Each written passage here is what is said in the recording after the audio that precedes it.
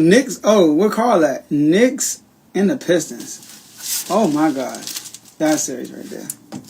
So if anybody watched the segment that we had on Unfazed with AJ or the Refuse to Lose show with my boys Tomo and Dave, I said it on both shows that my X factors for the Detroit Pistons are Tim Hardaway Jr. and Cade Cunningham. Sorry, I'm tripping. Tim Hardaway Jr.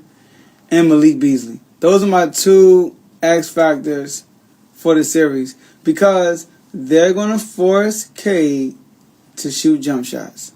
And that's what they did. All his buckets came in the paint for real. Except for, I think he had 1-3 at the end of the game when they were like, I think he had 1-3 at the end of the game. But they're going to force Cade to shoot jumpers. And so when Cade penetrates to the basket, he's going to have to find Malik Beasley and Tim Hardaway, and they got to knock down their threes. They were my X factors for the series. And game one proved it. From the first three quarters, Malik Beasley and Tim Hardaway Jr. could not miss. They couldn't. They could not miss. Fourth quarter came. Them dudes couldn't make a shot. I think they both went in their first 7 shots, like 0 from 7, something like that. They could not make a shot. And also, the reason why I picked the Knicks in 5, I picked the Knicks in 5 in a close 5. One blowout and the rest would be close games. It's because of what happened. This is exactly what I said. Cade Cunningham, just like SGA last year against Dallas. SGA, like, you got to know when to turn it up. And Cade Cunningham waited too late to get aggressive in that game. He waited too late. When the Knicks won that 21-0 run, Cade was nowhere to be found. Nowhere to be found. They would turn the ball over, and then once the 21-0 run was over and the Knicks had a substantial lead, Cade started to get aggressive. I'm like, bro, it is like you got to do this earlier. So now Cade's probably in the mindset now going into game 2, I got to lock in earlier in these runs before the games got out of hand. But guess what? Now, Cade, you're going to have to adjust to how they guard you, how the defense will look at you from game 1 to game 2. And young players, they struggle with that unless you just Michael Jordan like that. Like you LeBron, like you elite. So Cade's going to have to adjust to that in game 2 because that's the struggles with young teams. It's adjusting from game to game. Just mad as no dollars. My bad. Shout out to my boy Cash. Shout out to my brother Vaughn. Make sure you subscribe to RBO. He's a basketball guy. I see K get aggressive early this game. Yeah, he has to. But Tim Hardaway Jr. and Malik Beasley got to cash out from 3. They had to. They disappeared in the 4th quarter. Jalen Brunson wasn't having his best game. He was not. He was getting frustrated with the defense. They was being physical with him. He couldn't hit a shot. And then he finally started hitting shots in the second half. But you want to knock them out when Brunson's not scoring.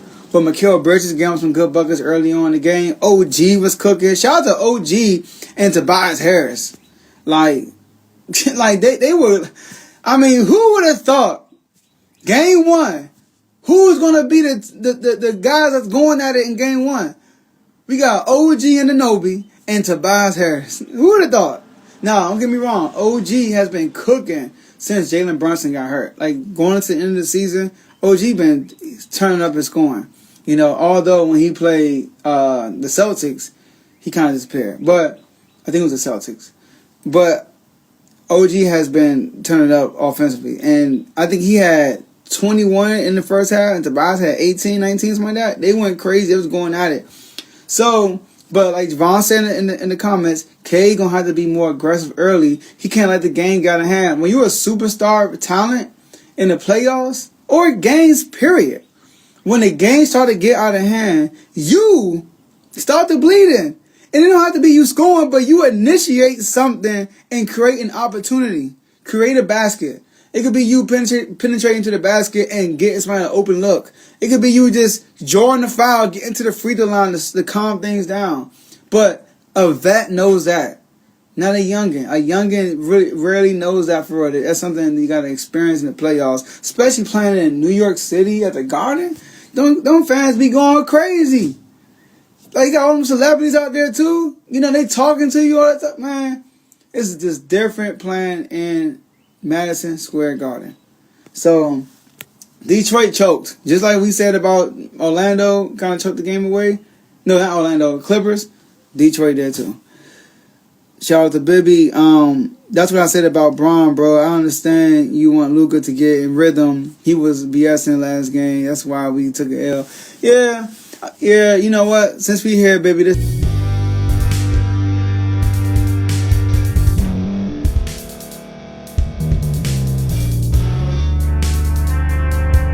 Thank you for staying to the end. If you're watching this on YouTube, please like this video, subscribe, and also hit that notification button so you can be notified next time we put out a video. If you're listening on any podcast platform, subscribe and hit that notification button, y'all, so you can be notified we put out another podcast audio. And last but not least, hit that share button. No matter what you're listening to or watching it, hit that share button and send it to somebody that you know that would love to watch this episode you just listened to. So once again, thank you for staying to the end, and we'll see y'all in the next episode.